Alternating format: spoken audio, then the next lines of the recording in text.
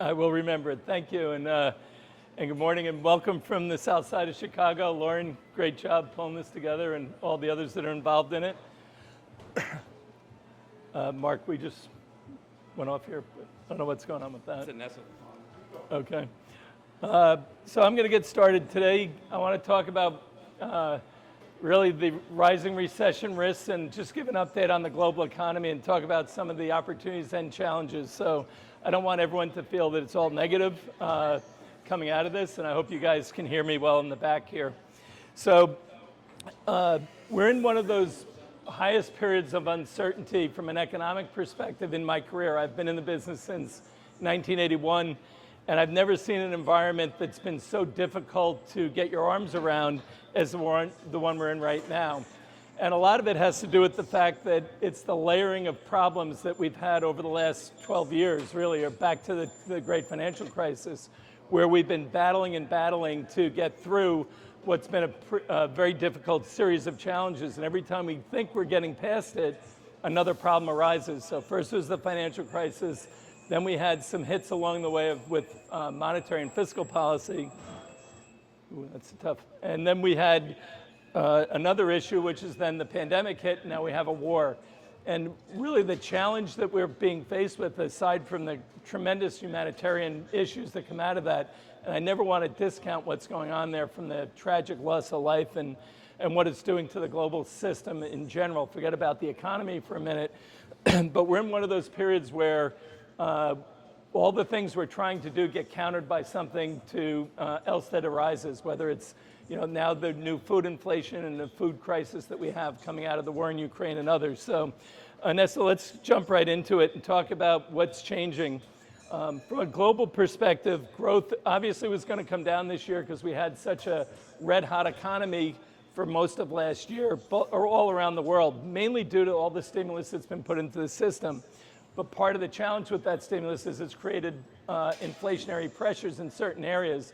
And I thought we were going to come out of some of the inflation issues with the pandemic starting to ease, but that didn't quite happen because of the war. So we're getting these conflicting signals of, in some areas, inflation's coming down, in other areas it's rising, which has created a big problem. What you can see is this issue is really hitting all areas of the global economy. Nobody's escaping the challenges that we're seeing today. Anessa, if you can go to the next slide. Or maybe I can do it. Nessa, if you can move forward, thank you. So what you're seeing here is the U.S. is looking at a pretty big drop. What I want to tell you is all these projections have three big assumptions on it. One is that the war in Ukraine stays contained to the Ukraine and doesn't spill over. The other is that the pandemic is actually not going to be thrown off course, the pandemic recovery. And the third is that additional sanctions won't hit the energy area for Russia, which doesn't seem like that's going to be a possibility. So all these numbers are likely to come down. These are reported by the IMF. What's also important to keep in mind here is what's happening with inflation right now is it's hurting those who can least afford to be hurt. It's hurting the low growth, poorer economies around the world, particularly in the emerging economies. It's hitting the poorest and the poor of every nation that we have, because inflation, as Buffett said the other day, is really highly damaging to the people all over, but particularly those who are most in need. So we're going to see this problem continue, and it's creating a conflict between the right policies to deal with inflation and the right policies to help those who most need it. So from an impact perspective, what we have to be thinking about is how do we navigate without having inflation continue to rise, but not tipping the economy into recession. So today the CNBC had a poll, and they looked at what are the recession risks for the U.S. It was about 35%, which has risen a bit in the last couple weeks. But for Europe, it's over 53%. And with a lot of the rest of the world, it's going to be even worse. A lot of it depends on how China navigates their challenges, which are considerable right now. China grew it last year at about 8%. They're dropping to what they're targeting, about a 5% rate of GDP growth, but more likely it's going to be below that, although it'll be reported as higher.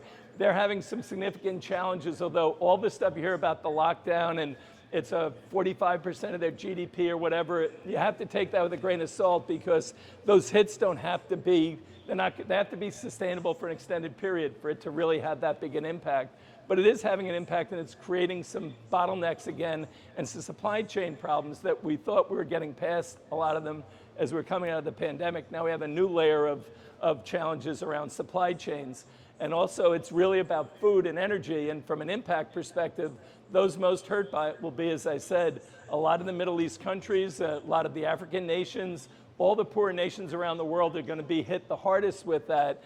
And we have to really think about how we can deal with that problem without, and getting food supply back to where it needs to be so that the prices come down.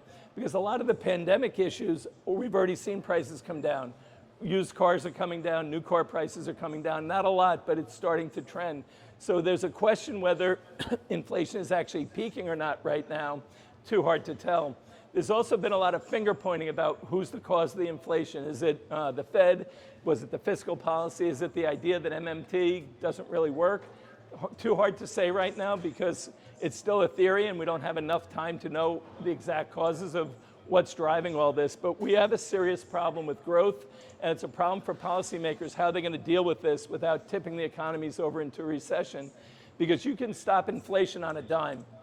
All you have to do is raise rates high enough and you will curtail inflation because you'll knock out demand. But that's not a solution when you've spent so much money as governments to stimulate the economy. You can't just do that now. So the Fed and other central banks are in a unique position where they know they have a problem to deal with inflation. They have a solution for it, but they can't go at it as aggressive as they want. So one of the big fears today is that inflation pressures are going to cause central banks to make policy mistakes. That's quite possible. I don't think Jay Powell with the Fed is going to care about that. The other thing for investors, the Fed put is off the table, meaning you could always count on the Fed every time things got bad to step in, lower rates, or put more monetary stimulus into the system. They can't do that these days, so that's going to be a challenge as well. Next slide, please, Vanessa. So this is the impact from the war that the war's had on global growth, and you can see Russia is projected to drop in their GDP about 8% this year, so they're a big contributor to it. But the other big issue is that Europe is looking at a pretty significant drop right now. Their projection for GDP, just from what's happened so far, is a 1% change from what the IMF thought it was going to be back in January. So over 1% impact is pretty significant for an economy that's already struggling and has some other issues that are being exacerbated by the war with the Ukraine. And depending on how the oil situation and gas situation works with sanctions, could mean a pretty big setback for Europe that is going to create some additional problems. The carry-through for that goes into the emerging economies because they need the outlets for distribution, and they're going to be struggling to get that. So we're going to have these challenges that are going to persist for a bit of time. We are in a different environment. So you've heard me for 108 and my partners for 108 of these sessions. And for most of them, we thought inflation was going to be easing considerably and was going to stay fairly muted. The pandemic spiked it up. That was fine. It was starting to come down. This war has changed it completely, and that's changed the dynamics. So I think we have a different risk profile for the global economy. But one of the things I would point out is the U.S. is going to be fairly sheltered from this. Not that our hardest hit people are not, the poorest are not going to get hit hard by the inflationary pressures and food prices and everything that you have to deal with going up. But they're going to benefit from the fact that we have a much stronger currency, which is actually creating problems for the rest of the world. The euro started the year at 114 against the dollar. It's now 105. That's a pretty significant move in a 3-month period. That's only one area, but other countries, whether it's China, Japan, and others, are facing higher pressures. But for us as consumers, as a consumer economy, we're going to be importing things that with a stronger dollar that will cost us less in the fact. So we have some cushion for our imports to the inflation problem, but the rest of the world is in a tougher spot. We go to the next slide, please, Vanessa. So you can see the inflation trends, and they're all negative. They're all rising quite a bit. That's a pretty big problem, but you do see the projections are that they're going to improve next year. I would say that it's unknowable right now, But if you just keep the status quo with what's going on in the war and all that, you could see a significant drop because demand will be adjusted, supply chains will be fixed, inventories will start to be built up. Food and energy is a separate issue. That's going to take a longer time because with food, so much of the supply comes out of Russia and the Ukraine for so many essential products. But for energy, that's a policy issue of how do we affect a transition from fossils to clean energy. We didn't have the right approach prior to this because there was no real plan. I think this is going to force tighter planning to how we make this transition.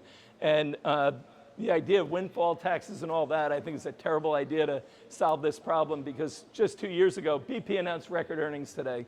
Really strong. They wrote off $25 billion for their Russia situation. They still put out big earnings and are going to have significant cash flows. But 2 years ago, they lost a hell of a lot of money. So you can't just think that 1 year is a good thing. You put a windfall tax and solve all your problems. That's not going to change the fossil fuel transition. It's not going to accelerate the transition. It's only going to hurt it, in my view. So I think that's something we have to keep in mind. But inflation is on the upswing. And again, as I said, look at what's happening into the emerging and developing economies. They're getting hit the hardest by this. So that's going to be a challenge. Next slide, please, Vanessa. And one of the big outcomes from this, and this is really where you want to talk about making an impact, the advanced economies are getting much closer to their output from pre-pandemic. The US is really on track to be just short of that. But look at the emerging, and then look at the low income and developing countries that's in the blue. That's a really tough projection, and it looks like it's not going to get better. Not next year, not the year after that, not the year after that, and not even in 2026. So this is going to be a challenge. So where can we help most? We can help solve the food problems in those areas if we can figure out a way to take care of all the people that are in the low income area, whether it's in the developing countries or in our own country. We have to have more targeted policies. And one of the challenges that governments are facing is a series of trade-offs that they're going to have to make. So from our view, this is going to be a problem where you can't do all the things that are on everybody's agenda, whether it's in the US, the far right or the far left agenda. You can't do all that. You have to pick the most important issues and solve them one at a time, as you would if you're a company as well as a country. So next slide, please, Vanessa. So inflation is going to be running higher for longer than people think. I do believe that that's what the market's expectations are. I think it may, in some areas, come down faster. I think the US will benefit from that, but it's not going to be evenly shared. And I think that's going to be one of the big challenges we see going forward. Next slide, please, Vanessa. So this is a Gallup survey for the US, and I'm sorry if you guys are having trouble reading it the way it's set up, but the big issues since January, the biggest rise is inflation and the cost of living is the biggest concern for Americans. The economy in general is another concern, although employment and wages are up and continue to rise. We're moving towards record low unemployment, so Fed won on that one, but they have the other side of the equation. I think the bigger concern for me is the non-economic problems, and that's government and poor leadership. And look at the change that we've had where that's been high as a problem since the start of the year. And remember, at the start of the year, we had the January 6th issue in DC. Then you had the change that went on, and then you add to it now. That's still remaining a leadership is a big issue, and yet we keep re-electing the same type of people to lead our country. That's a big challenge. I think the other one that's risen is what happens with Russia, and the more talk about nuclear and the more threats that go with there, the more that we're going to have challenges. So I think that's another issue that's really important to deal with. So what are the government's two big trade-off issues? From a monetary policy perspective, the trade-off is choking off inflation without tipping the economy into recession. That's a very difficult thing to do. Everyone likes soft landings. We'll probably have a recession, but I don't think it's going to be that great, and I think it'll be shallow and we'll move out of it. Recession's really only 2 quarters of negative growth. We just had one. So could we have a follow-up and say we're in a recession? Yeah, but does that really mean the recession that everyone's in the back of everyone's mind they're worried about? I'm not sure we're going to get there, although policy mistakes could push us there. From the monetary side, that's one issue. From a fiscal policy perspective, we have the issue of we're dealing with high deficits coming out of these series of crises that we've had. But at the same time, we have to provide targeted help to people most in need. And that's going to be a real challenge given the political divisiveness that persists around the world, but particularly in Washington, D.C. And these midterm elections, and we're seeing some of the primaries tonight, particularly one in Ohio, will give you a sense where does Trump and his perspective play out, and is that going to win the day or not? Or where do the progressives and their views win out, or do we move back to the middle where you'll have a better chance of solving all the big problems first, and then if we can get through the big problems, then we can get back to solving some of the other issues that need to be solved. So I'm not against trying to solve all the things we're trying to solve. I just am against doing it all at once, because we end up doing a little bit not well, and we don't get the impact from it, and we waste a lot of money in doing that. So I think we're going to be in a bit of a spot, but I will say there are opportunities to make money. So if you go to the next slide, please, Nessa.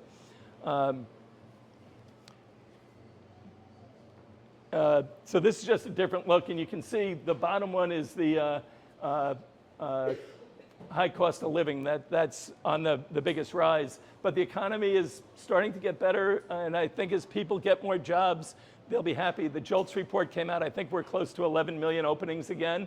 So that can go a long way to solving some of the unemployment issues. But this is a big issue. So next slide, please, Vanessa. So as I look at where we are today, I think the challenge for us, for the U.S., is we're in a better spot than the rest of the world. And I don't think it's the best horse at the glue factory, as somebody said on CNBC today. I think it is, the U.S. is going to do okay. I think the rest of the world has a real challenge. And the more the rest of the world suffers and the dollar strengthens, the bigger the challenge is going to be. I'd also just point out that Japan, who is the biggest owners of our treasuries, had net sales of $60 billion last month.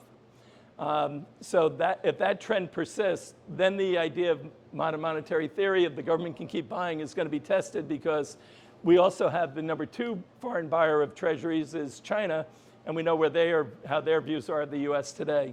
So next slide, please, Vanessa. So for us, the recession risks are rising, especially for Europe, the emerging economies, and to a lesser degree China, because one, their numbers will show that they didn't go into recession, no matter what the belief is, because come October, there's going to be a Congress there where President Xi is looking to get president for a 3rd term, which would likely be president for life. So he's going to do everything he can between now and that time to keep the COVID problem down and do the lockdowns and have that persist, which will slow global growth in and of itself. There's a question, are they going to move the meeting up so that after he gets coronated for a 3rd term, and then they can have their COVID run rampant because he's already got what he needs? That's a question that's floating around Wall Street. Will that happen or not? I don't think China's as evil as everyone makes them out to be. I think they're very pragmatic and thoughtful about how they're going to approach the problems. I think they were in a bind. They didn't have the mRNA vaccines. They had their own vaccines that were much less effective. The lockdowns are not going to work, particularly, and I heard Glenn Grossman the other day, who has been on some of the calls, and he said the way to think about the lockdowns is like putting on suntan lotion. You put it on when you go out in the sun, it works, it helps block it. The day you don't is as if you never put suntan lotion on. I think that's the way lockdowns are going to work, because you're not getting the herd immunity that you need to move past the problems that we have. That's one issue. I think the developed market central banks are going to be forced to live with higher inflation than they would like, mainly because, and mainly because they have an issue of how do they can't tip the economies over into recession, or they can't be the cause of that. They know that because they've spent too much of their firepower to get us where we need to be. I think equities over bonds is still the place to be, domestic over global, obviously, if we think the U.S. is the strongest economy. But I will say the issue that people are focused on, are particularly around technology, and I know Sean spoke about it last week or 2 weeks ago, is that when we look at the earnings and look at Google, for example, Google has $170 billion cash on the books right now. That's net of their debt. They're producing probably about 10 or 15 million a quarter in free cash flow. They're going to buy back 60, 70 billion of stock this year after doing 50 last year and doing more. And they had a whole slew of projects that they lost about $5 billion that last quarter on. So they're investing, continuing to invest to try things to continue to advance. So I think you're going to see companies with strong balance sheets that are high quality going to continue to do well. Not that the prices can't go down, but for us, as we look out over the next 12 months, they're the places we've talked about where you want to be. Avoiding the high multiples and the really low multiple stocks is still the place to be, and finding the guys that are going to grow at above growth rate. So Google's cloud business grew at about 30-some-odd% last month. Amazon and others the same way. So I think China remains the wild card.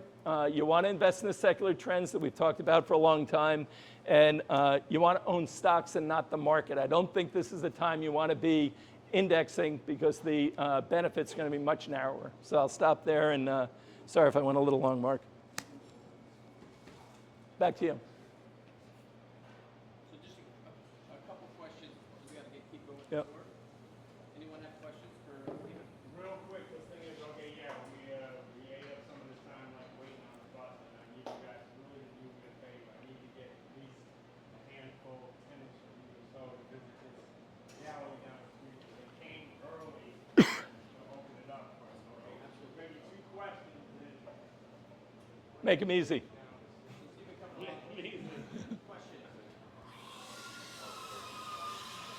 Too depressing? Sorry about that. All right. I'm just wondering about climate and the climate change that's occurring and how that's going to impact. Yeah, Energy, but I think the climate transition is going to be impacted pretty severely by this because you can't get there without the financing that needs to happen, and I don't know that the return on a lot of those projects early on in this environment are going to be as effective as people want to put capital to. There'll still be capital being put to it, but I don't think it'll be at the same rate. I think the transition has to include having fossil fuels as a part of it for an extended period. That's why I don't think the windfall taxes help, because I think the fossil fuel companies can help accelerate the transition to cleaner energy much faster if they're supported and brought in as part of the solution and not viewed as part of the problem. And I think that's a divergent view from many, but that's the view I think that we're going to find over the long term is going to work. Yes? it was a great job, Thank you. I know you caveated the assumption without a war. You know, have you, as a group, thought through the implications of war and how that works its way through into the economic impact? Yeah, I think I think if we go nuclear, all bets are off, right? So even little nuclear, because it's going to make people, so crazy. But I think one of the issues with the war and as it's affecting the global economy is it's going to create new blocks where people are going to align with like-minded nations. So autocrats will be on one side, democratic economies will be on the other. It's going to create two systems of economics and politics that are going to be pretty divided, and that's going to be a challenge. And the real solution for that is the U.S. and China, as the leading economies, have to get together and figure out a better coexistence than we have right now. That means that they have to be brought in as equal partners in some way, but I don't know that China actually wants to ever be equal. So that's the problem with the ideologic view of how it should work. So it's going to be a challenge. We're in for a tough couple of years. I think that's the real issue, and you should expect lower returns, but there are opportunities to generate returns and safeguard your assets in that environment. So I'll stop there.